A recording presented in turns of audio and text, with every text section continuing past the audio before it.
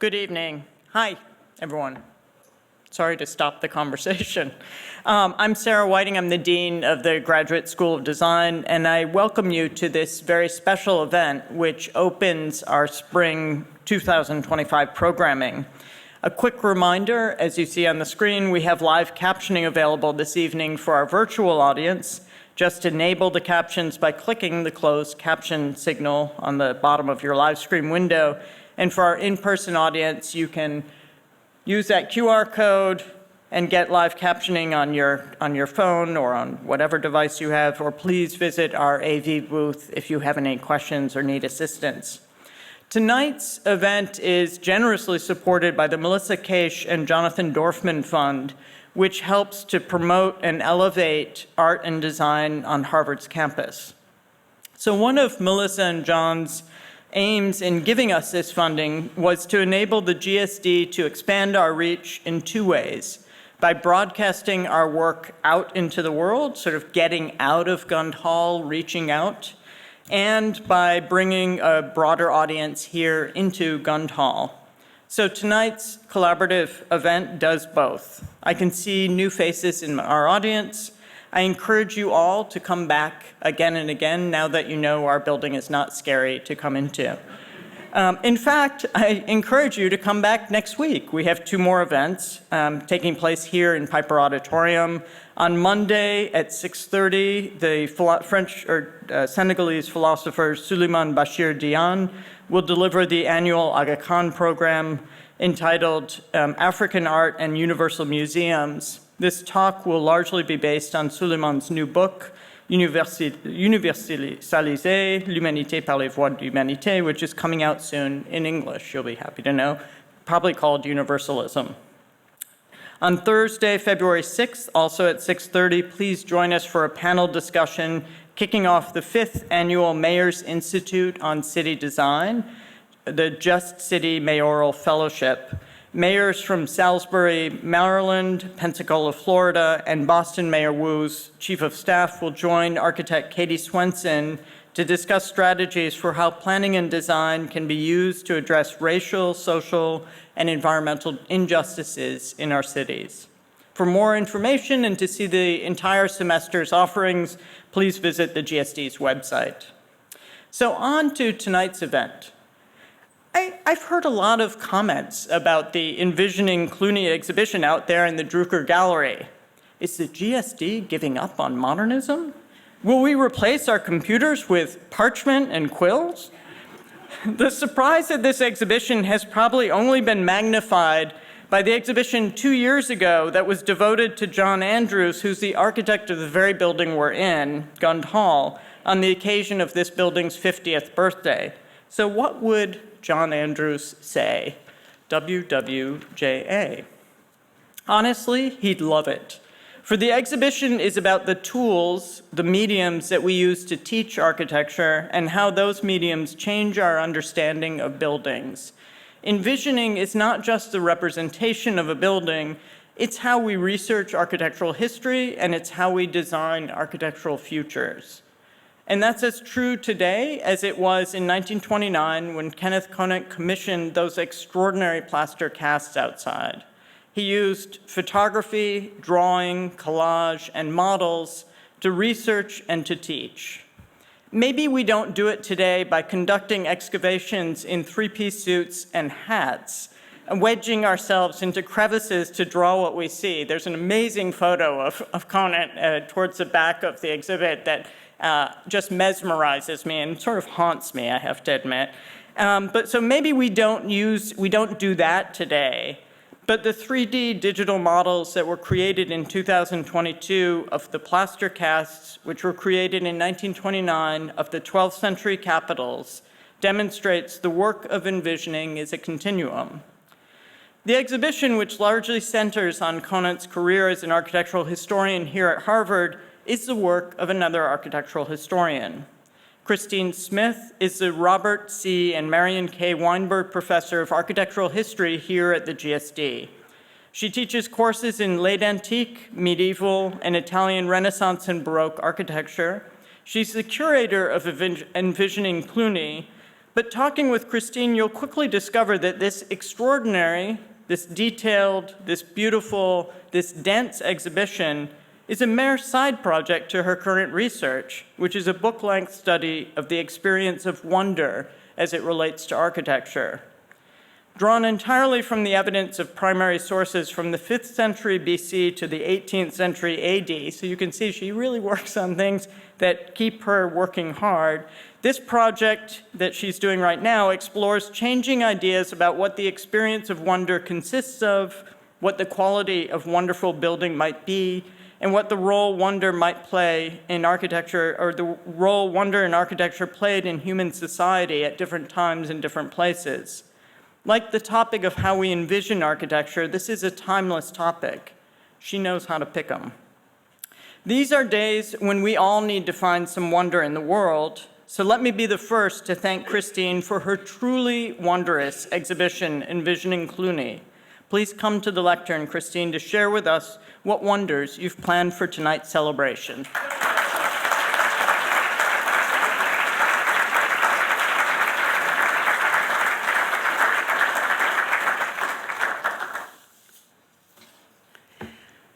I want to thank Sarah for such a lovely introduction. It was really a beautiful one.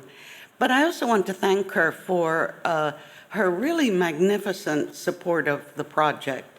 It's not that just that she supported it and allowed it to happen, but at every turn, she encouraged it so that it could become something more, something more. And we're so proud to have done that, and so grateful to Sarah to have encouraged it and supported it in that way. I also want to thank all the people who are here in this room for coming and celebrating with us. We're very happy with the show. We want to celebrate, and so we're happy that you're coming to celebrate with us. And we're also thanking for coming to join us, the people who are joining us remotely. To everybody, welcome. So the idea for this exhibit began as a celebration for the 2025 centennial of the Medieval Academy of America. One of the first projects funded by the Academy was Kenneth Conant's excavation at the Benedictine monastery of Cluny in Burgundy, France. He was sure to be important for the show since he studied to be an architect here at what is now the GSD, then it was the School of Architecture. He then earned a PhD in architectural history here. He then taught architectural history here from 1920 until his retirement in 1954. And in 1972, Conant donated his Cluny materials to the GSD when Gund Hall opened in 1972. All 118 objects on exhibit come from Harvard repositories. There's nothing in the show that is not from Harvard. About 70% of it comes from collections right here at the GSD. The Cluny collection, in particular, is a vast, uncatalogued archive. And I'm grateful to Ines Zalduendo, our Special Collections curator, for her professional expertise and constant help throughout the project. From the first, I intended the exhibition to be celebratory, joyful, beautiful, and intellectually engaging. It celebrates the study of medieval architecture at Harvard University over the past 150 years, especially here in the School of Architecture. And it celebrates the wonderful Harvard collections that we use for research and teaching. It celebrates our graduate, Kenneth Conant, whose story is a main narrative thread in the show. And it shows how technologies of architectural representation have evolved from photographs, drawings, and casts to digital models and animations from the late 19th century to now. That is, how medieval artifacts were studied from when Conant was a young man, a student, to right now, how it's done at the GSD. And so it invites you to think about how the visualization of medieval buildings has been both constrained and enabled by these technologies. Cluny is a powerful example of what happens to historical buildings, even great historical buildings, when they are not valued. At 500 feet long and 100 feet high, the Third Abbey Church, Cluny III, was the largest building in Northern Europe in the 12th century. It was also a radically innovative building, structurally, aesthetically, and functionally. We see it here in an 18th century plan and elevation at left, and in a reconstruction by Conant on the right, kind of typical of Conant. That's two different photographs collaged one on another, plus Conant drawing in pencil over both of them. That's very, very typical of him. So Cluny was dismantled and sold for scrap material after the French Revolution. In fact, some of it was even dynamited.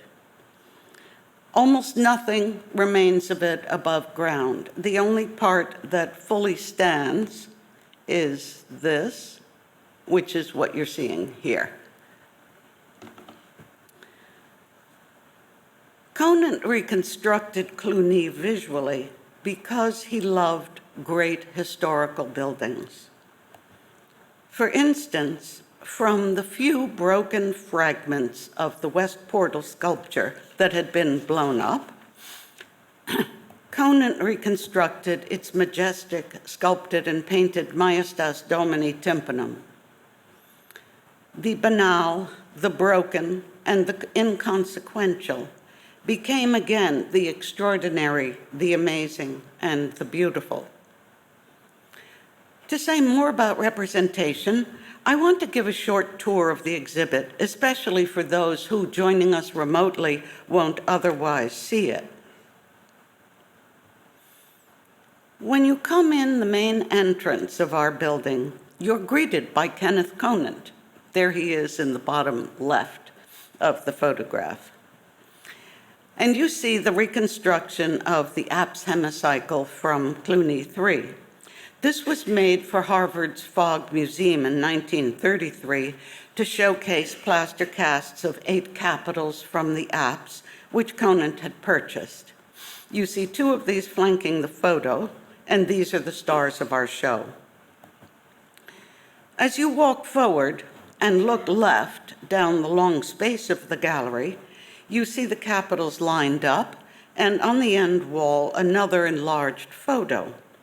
This is a reconstruction of the apse at Cluny with its columns and capitals, wheel chandeliers, painted in mosaic Christ enthroned in the conch of the apse, and other liturgical furnishings. So on the short axis of the exhibition space, you see the grandeur of a lost architectural structure, which Conant designed on the basis of excavation and measured drawings. And at the end of the long axis, you see the warmth and color of Cluny as it was lived and experienced by the monks, which Conant understood from historical study and documents. 2 ways of envisioning the same destroyed historical building. The line of casts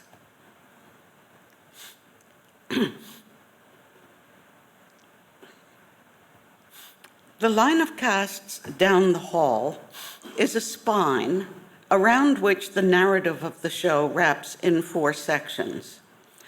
First, Conant's architectural training and formation as a scholar, focusing on the new medium of photography in the later 19th century, which was important both for medievalizing architectural design and for innovative art historical method. Here we're looking at Henry Hobson Richardson's presentation drawing for Trinity Church, Boston, 1872, and a photo that Richardson owned of a French Romanesque church. The second part is Conant's work at Cluny, from measured plans to various kinds of reconstructions. A third section is about the capitals, particularly comparing them to other casts at Harvard. And the last section shows 3D models of the capitals in an interactive display and in an animation, giving some idea of how these offer new possibilities for research and teaching. Throughout, the exhibition invites you to think about images of what doesn't physically exist, and how such images are formed, developed, and communicated. This is shared ground for scholars and designers, because architectural historians envision buildings that no longer exist or exist in radically altered condition. And our students here at the school envision what does not yet exist in their design studios. One shows what could have been, the other, what could be. Architectural historians and architects have the ability to think in images and to represent these in words and drawings, or only words, or only drawings. Conant's large measured plan of the right half of the chevet of Cluny 3 seems to be a record of what it was. But when you see how little was actually left of the apse, that's what I've circled for you here, you can see that the drawing is actually a hypothesis for what it could have been, deduced from very incomplete evidence. And from this speculative plan, he envisioned and carried out the elevation of the hemicycle.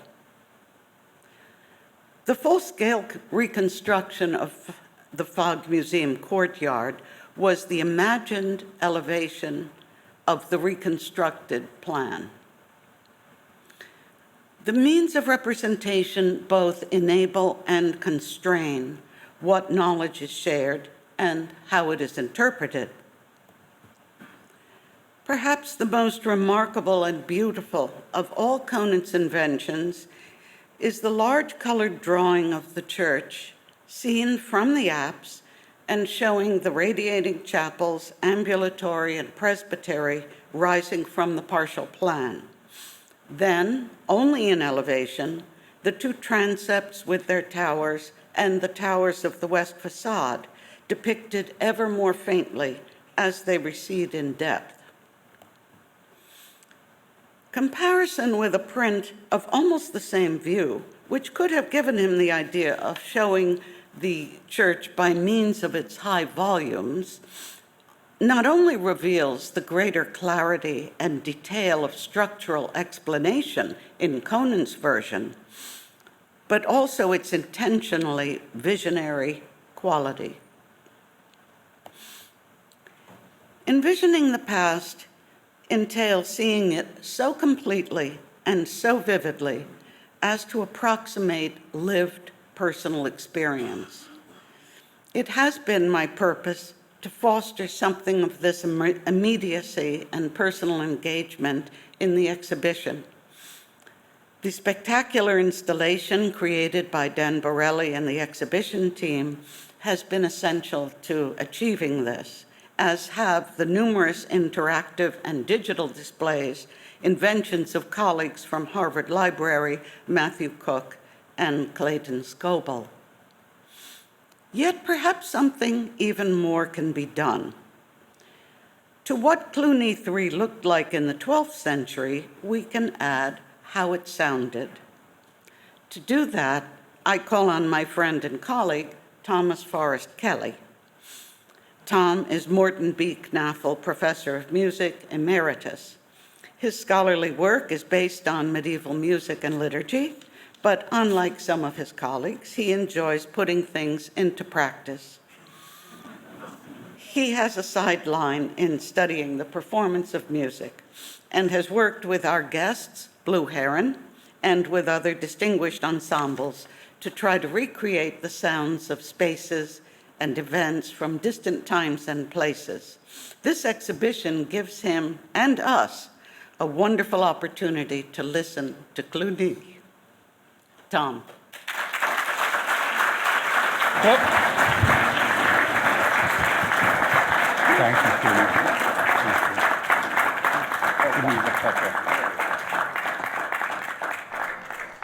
Thank you very much, Christine. It's a great joy to have an opportunity to do this.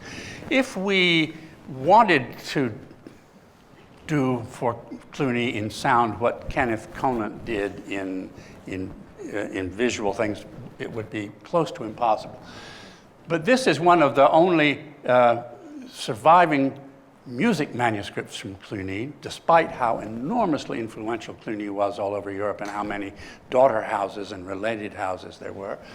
And the good fortune, we have the good fortune to have our good friends and admired singers, Blue Heron and their conductor, Scott Metcalf is here. Would you guys like to come up here? And meanwhile, I will say to you that if you listened at Cluny, what you would hear all day long and all year long is chant, what we now call Gregorian chant, but the music of the perpetual praise of God, like, for example, this Alleluia.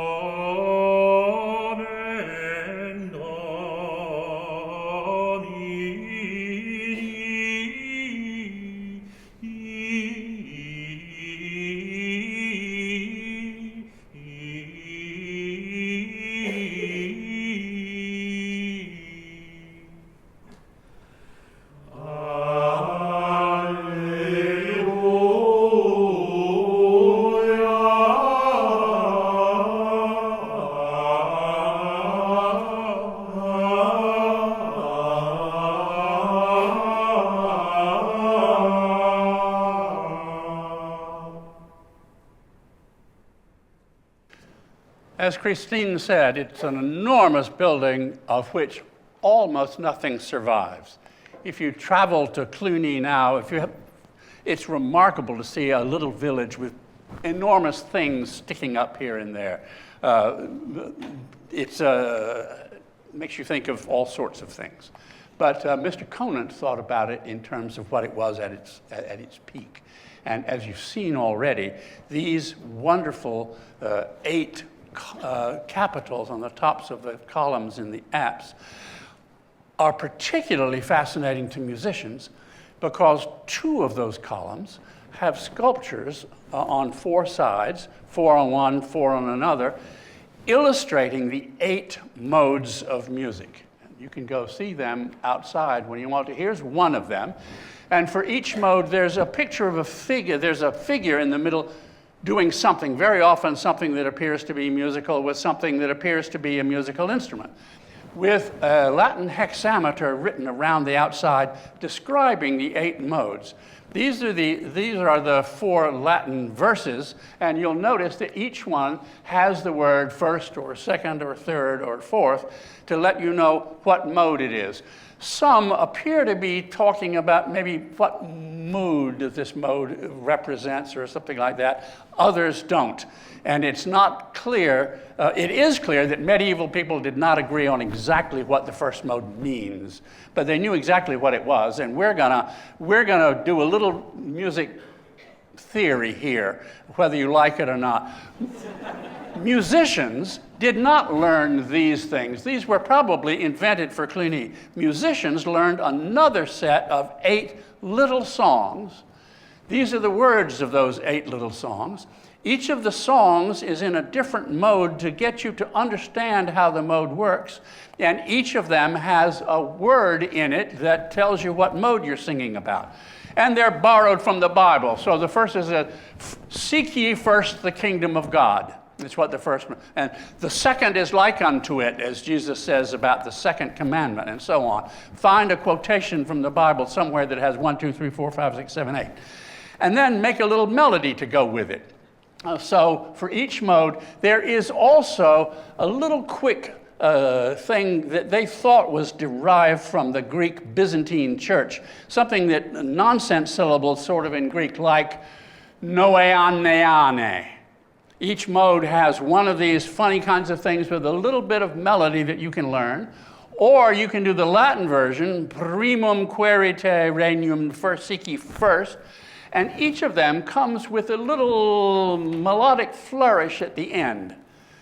So there are 3 different ways of learning your modes. You can do the noeane version, you can do the primum querite version, or you can do the little melisma version, or all 3 as we propose to do. What do they mean when they say mode? Well, without getting too far into the weeds, all chant got organized into 8 modes, though they probably didn't start that way. It was a way of just keeping things in the file drawers in order. But each song in Gregorian chant is in one of the 8 modes. There are 4 categories of mode. Pieces, and the mode is defined initially by what the last note is. What note does it end on? So there's a category of pieces that all end on D. But there's 2 kinds of D. There's Star Spangled Banner songs, and there's I've Been Working on the Railroad songs. That is, there are songs where the range is all above the final note. Oh, say, can you see? Or there are ones where the range of the song is on both sides. I've been working on the railroad, if you see what I mean. And that makes a difference for practical purposes. So the first mode is D songs of the Star Spangled Banner type. Second mode is D songs of the I've Been Working on the Railroad type. So 2 kinds of D, 2 kinds of E, 2 kinds of F, 2 kinds of G. They're called first mode, second mode, third mode, fourth mode. Is that more than you wanted to know about medieval modes? It was enormously important to the people who sang this music, and they all learned this stuff. And I don't want to take too long, but I had a friend in Athens who ran a Byzantine choir. He was a wonderful singer. He could not sing any song before he first did something. It was sort of going,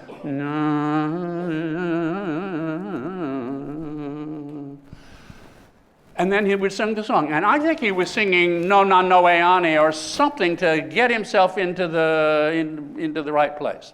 In any case, we've put all of these things together, and along with the Cluny capitals, which we'll talk about again in a second. So here's the first and second modes. Primum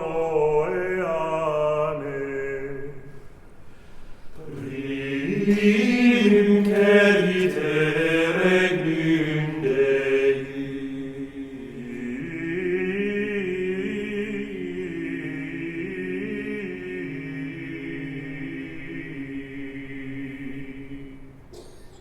Noeais,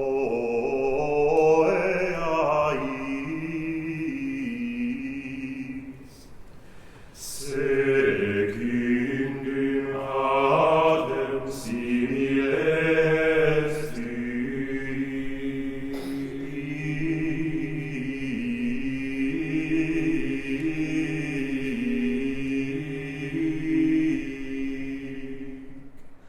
I don't know if you can tell that the first one goes high and the second one is a bit lower. So here's the next two modes, the third and fourth mode, pieces that end on E.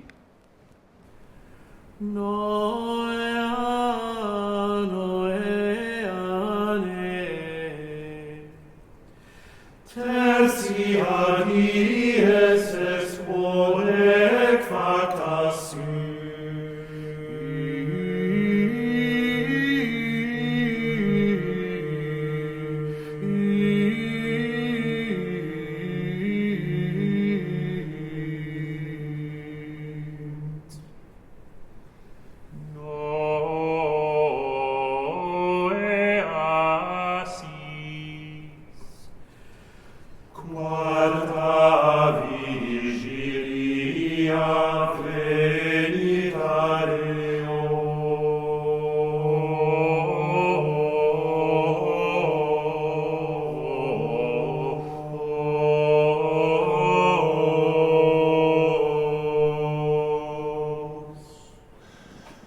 The fifth and sixth modes are the pieces that end on F. Maybe they sound like a major key to us, but that's not what they are. They're fifth and sixth mode.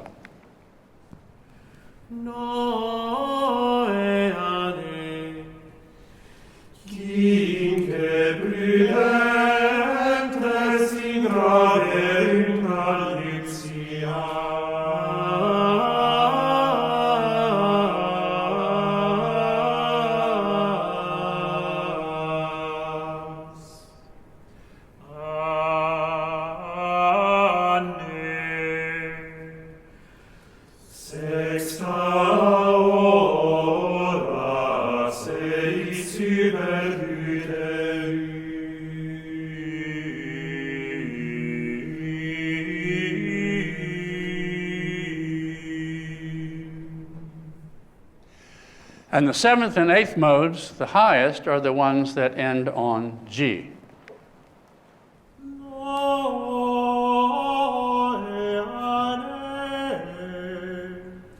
Septem si spiritus ante tronum Dei.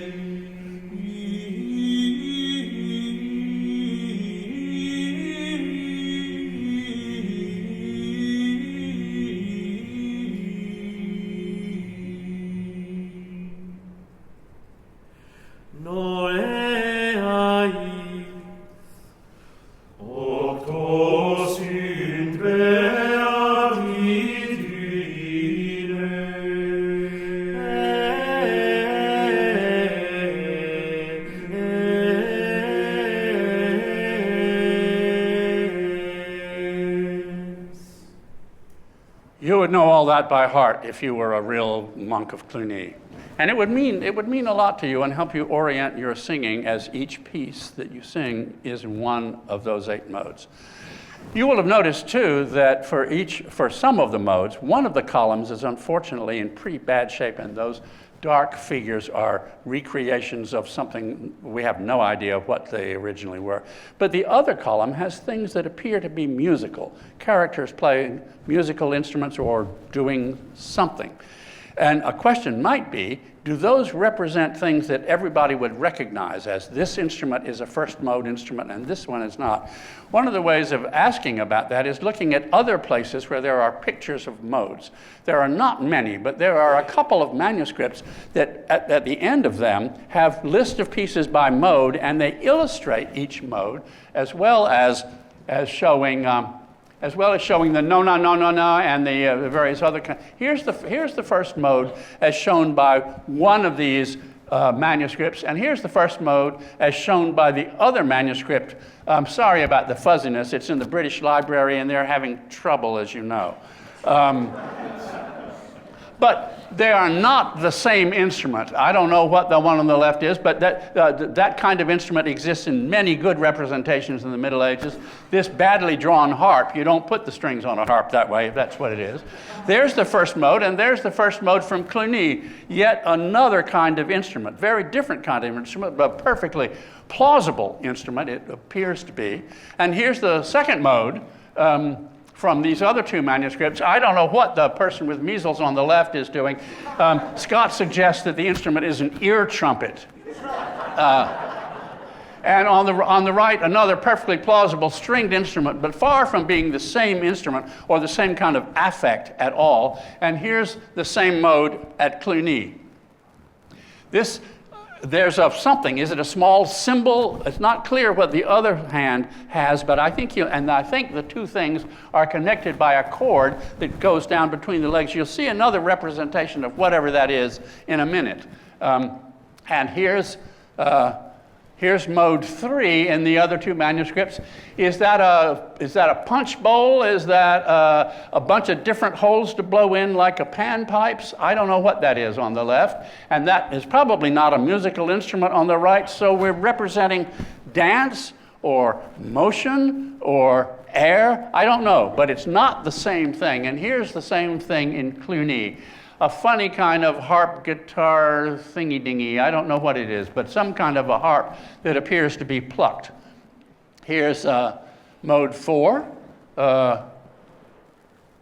And there's, I don't know whether, on the left, is that a rolling pin or is it some kind of a flute? Or on the right is a wonderful set of bells, which you can also see in the Cluny capitals, but not for the same mode. They begin to tail off now because one of the manuscripts begins to be incomplete. But here's the first place that two representations agree. Here we have two people doing something having to do with gesture. Are they singing? Are they dancing? Are they doing both? I don't know. You tell me. I think they're dancing, and the one on the left is singing, and the one on the right is not. But I'll never be able to prove it. Mode 6, there's another one of those funny things that may be a harp, it may be a panpipes, it may be a washboard.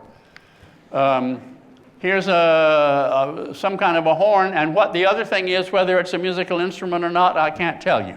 You begin to get the picture. Here's the picture of mode 8. I skipped the last 4 modes for Cluny because we don't have accurate representations for them. But I think you can probably agree with me that there's not one clear iconographic image that is associated with each of the 8 modes.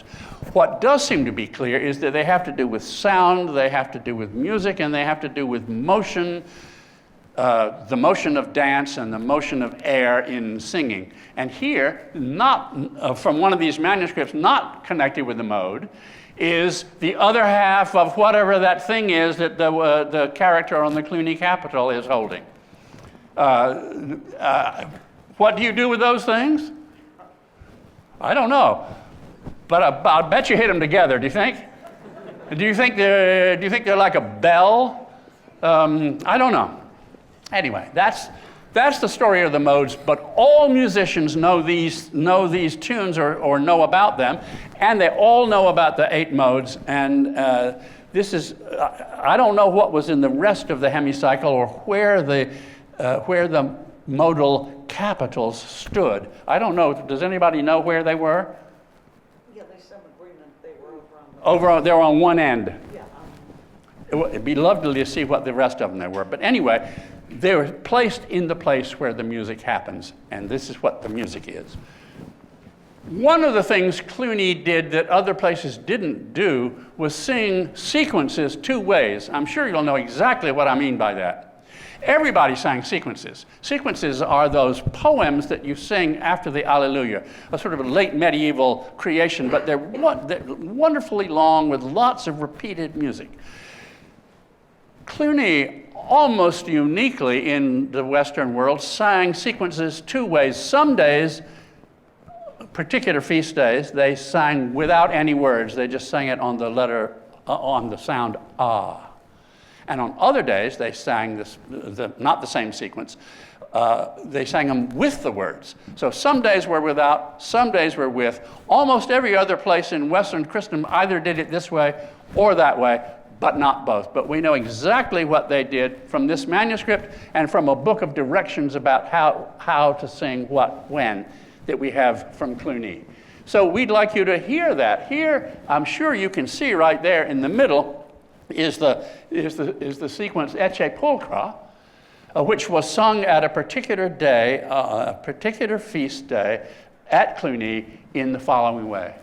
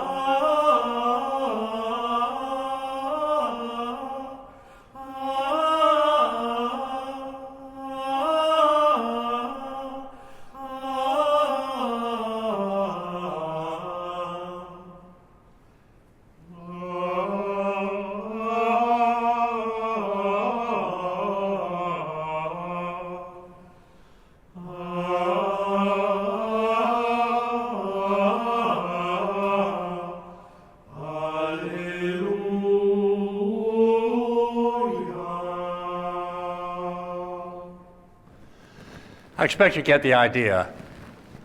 They sing something, they sing the same thing again.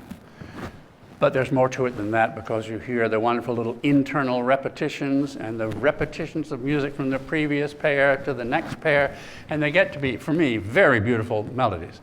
But they sound very different when they're sung with words, which is what's done most often elsewhere. Here, beginning in the bottom left, is the sequence for Pentecost, very famous sequence, and the cheat sheet, the melody version, is written out in the margins. You can see that when you take it apart into separate notes, you have to write little separate notes, and it doesn't help you much to read. So the cheat sheet in the margin helps you remember how the melody actually goes. But if you could sing it only from this page, you probably better do a little homework before you go into church.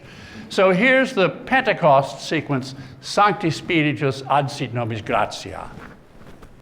Sancti Spiritus ad sit nobis gratia, que corda nostra sibi facia caritatem, expulsis in necuntis visi spiritualibus.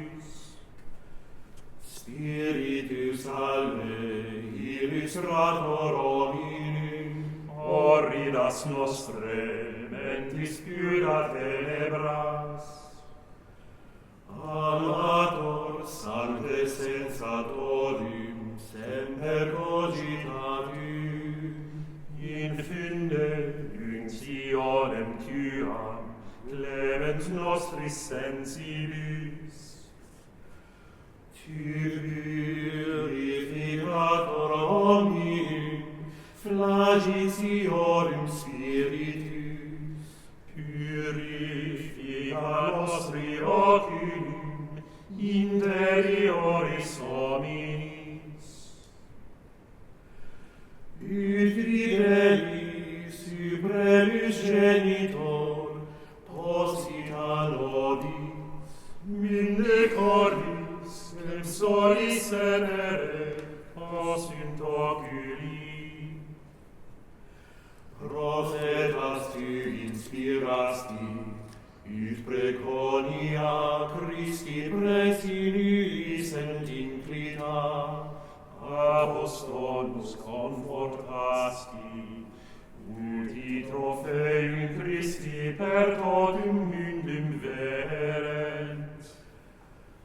Quando latinam per sum fecit Deus, seditere Marium, tu super aquas fortunis eas numen tuum, expandisti spiritus.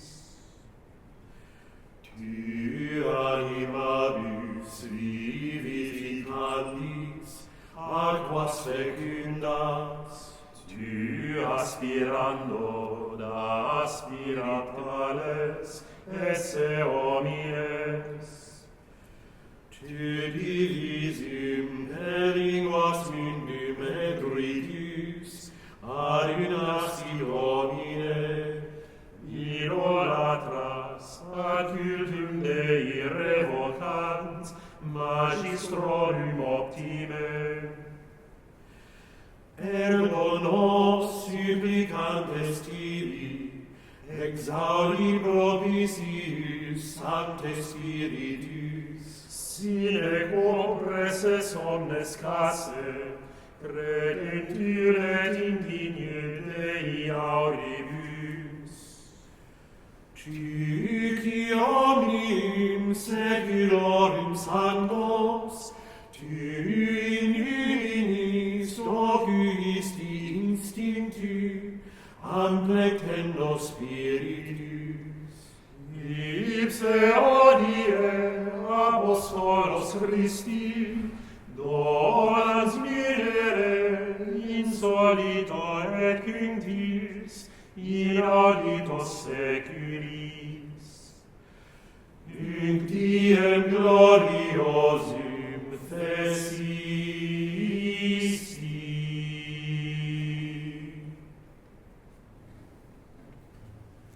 Well, that's Pentecost for you. One more thing from Cluny I would like to show you and have you hear. This is quite a strange thing. It's an Alleluia, like the one we heard at the beginning, and it has a very nice verse, as all Alleluias do. The verses are always different. Vox exultationis et salutis in tabernaculis justorum. The voice of exultation and of salvation in the tabernacles of the righteous. Right. So somebody has added what's called a prosula, where the second arrow begins. And the prosula is it's actually a way of remembering one of those very long flourishes with no words. So people wrote lots of these things, and they helped you. I don't know if you ever sang them out loud. Maybe you sang them privately in rehearsal, so that when it came time to sing that long thing, you get the notes right. In any case, this is one of those things, except that whoever did this is not one of the great devout monks of the universe, because this person decided that since the long thing is on the long A of tabernaculis, of tabernacles, taberna, I'm just going to take taberna and take the word taberna, and I'm going to make my prosa not about tabernacles, but about taverns. So it says, in taberna produxere plurima hinc. It's about, boy, everybody hits bottom in their purse as their wine fills up and faith goes out the window and everybody gets wet. And so it really, and all these wet bodies, you know, it's really amazing. It's not what you normally sing in the choir of Cluny. Whether this thing ever got sung, I don't know. I can sort of imagine a sort of a disgruntled monk while the Alleluia was going on. I don't know. But Jason has not been feeling in a great mood today, and he's going to show it.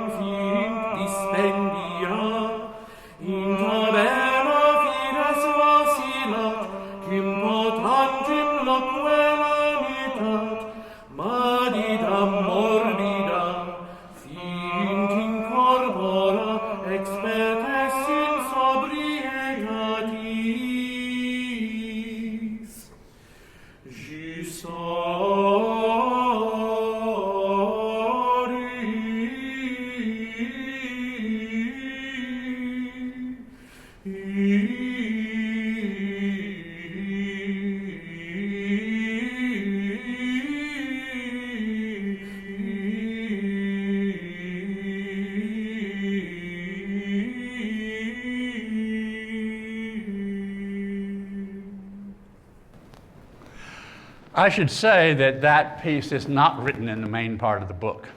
It's written on a flyleaf somewhere, and I don't know whether anybody was ever meant to see it. We may be the first people ever to hear that Progula sung. Thank you, Jason. Just for a moment, I'd like to move to another place that was dear to Kenneth Conant, and that is the monastery of Monte Cassino, where St. Benedict founded the Benedictine order and wrote his rule. And over many centuries, the place got to be a grand monastery on top of its hill until the Allies blew it up in 1945. And, well, for various reasons. And the result is really disastrous culturally and in every way. It's been built back just as it was before it was bombed, which was in a way a pity because one missed the opportunity to think about reconstructing the great basilica of Abbot Desiderius, dedicated in the 12th century when Monte Cassino was at the height of its power. But we have Mr. Conant to thank for a reconstruction of that basilica, and it survives. What also survives miraculously is the great medieval library of Monte Cassino, because it had been moved to Rome for the duration of the war, and now it's back in its new home. And here's a manuscript from Monte Cassino. This is a manuscript all about modes. It's full of treatises about music. And at the end of it is one of the many ways you can learn to write music. What one person suggests, this is the same page. Here's a song that begins, O Roma Nobilis, written in that wonderful, almost illegible, but beautiful Beneventan script. And what's being suggested here, well, first of all, this is the hand that tells you ut, re, mi, fa, sol, la, and it teaches you about hexachords and how to sight read music. And every medieval musician knew, and every Renaissance musician, without the joints of the hand, could not sing. And this is how you learn it. But also, what's being suggested here is that we use those letters, ut, re, mi, fa, sol, la, so the clef there goes sol, sol, sol, la, sol, fa, la, sol, mi, re, ut. See, you can read it. Isn't that miraculous? Well, it's a song about Rome. And it's about the patrons of Rome, St. Peter, St. Paul. And it looks by a little Q at the bottom that says Gloria and Seculorum Amen. It might be a piece of chant. And if it were a piece of chant, it would sound maybe something like this.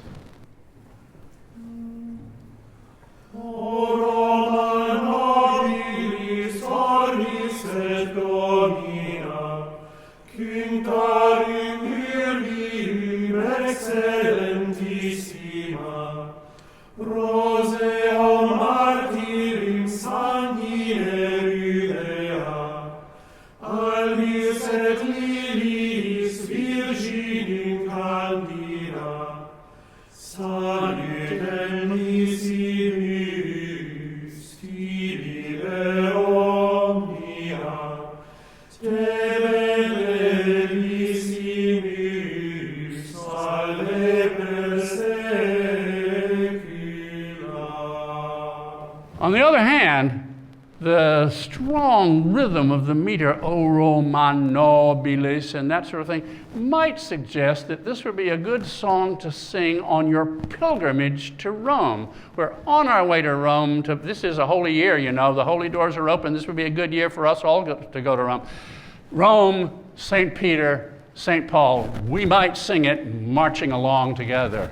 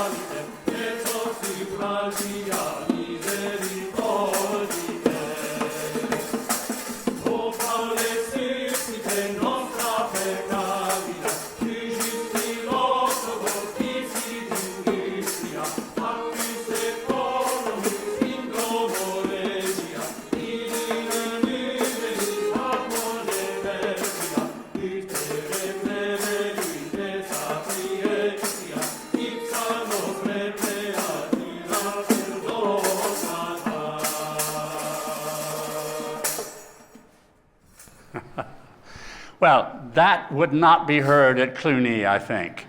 Maybe in the streets, but not in the monastery.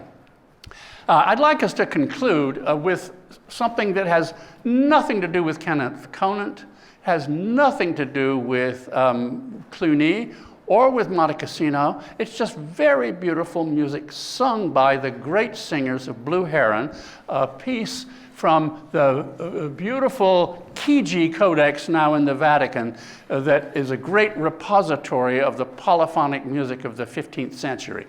And this is a piece that they're going to be singing at their concert right across the Cambridge Common on Saturday.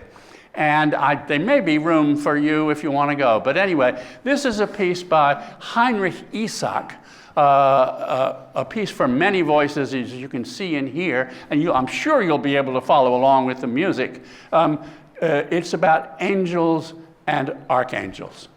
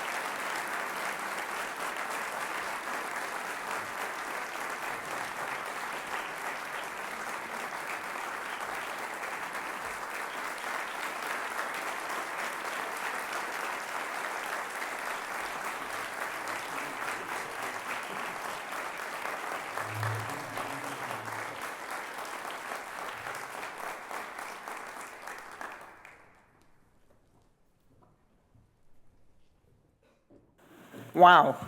I don't think Piper Auditorium has ever had sound like that. Unbelievable music, beautiful, beautiful singing. Thank you again to Blue Heron. You now have lots more fans from our students. I want to thank Tom Kelly for teaching us so much.